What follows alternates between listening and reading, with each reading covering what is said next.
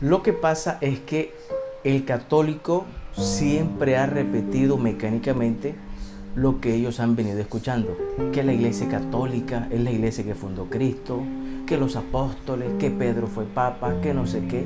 Pero si ellos se dedicaran a estudiar minuciosamente las escrituras, se dieran cuenta que por ninguna parte la Biblia muestra que los apóstoles pertenecieron a la religión católica o a la iglesia católica. Por ningún lado. No hay una evidencia bíblica que ellos hayan bautizado bebés.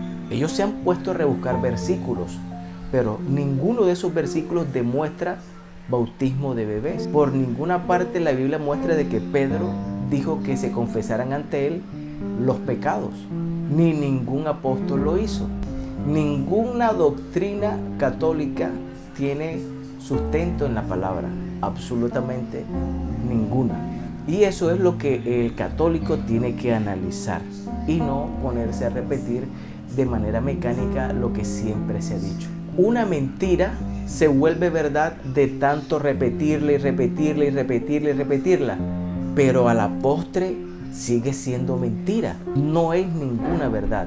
Que la iglesia católica la fundó Cristo, que la iglesia católica la fundó Cristo, es una mentira que se ha venido repitiendo desde que la iglesia católica fue fundada a principios del año 300. Si nos ponemos a estudiar el capítulo 2 y el capítulo 3 de Apocalipsis, el mensaje a las iglesias, nos damos cuenta que ningún mensaje dice a la iglesia católica que está en Filadelfia, a la iglesia católica que está en Tiatira, a la iglesia católica que está en Pérgamo, porque ninguna de esas iglesias eran católicas, refiriéndonos a la religión católica.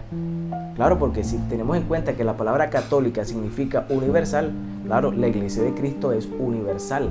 Llegará el tiempo en que esté el evangelio en todo el mundo. Todavía el evangelio de Cristo no está en el mundo, ya la iglesia católica sí está en todo el mundo, pero el evangelio verdadero todavía no ha llegado a todo el mundo. Cuando llegue el evangelio, sea predicado a todo el mundo, es cuando la Biblia dice llegará el fin de este tiempo, el fin de la gracia. Entonces, hermanos, queda evidenciado que la iglesia primitiva no perteneció, no fue católica, no fue romana, porque la iglesia de Cristo no nació en Roma, nació en Jerusalén. Esa es una diferencia enorme que hay que tener en cuenta. La iglesia primitiva no fue católica. Eso es bastante claro, bastante evidente en las escrituras. La iglesia primitiva, ellos no tenían una razón social. Iglesia católica, iglesia pentecostal, iglesia bautista, iglesia adventista, no, ellos no tenían una razón social. Simplemente se diferenciaban, era la iglesia que está en Gálatas, la iglesia que está en Éfeso, la iglesia que está en Corinto.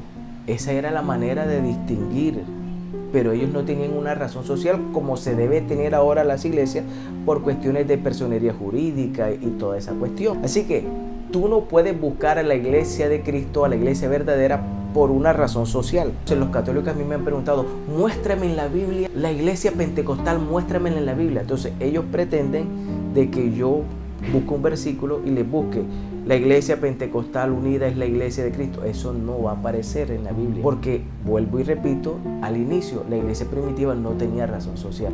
¿Cómo encuentro yo a la iglesia de Cristo hoy día? Por la doctrina. La misma doctrina que predicaron los apóstoles es la misma doctrina que tiene que predicar la iglesia de hoy.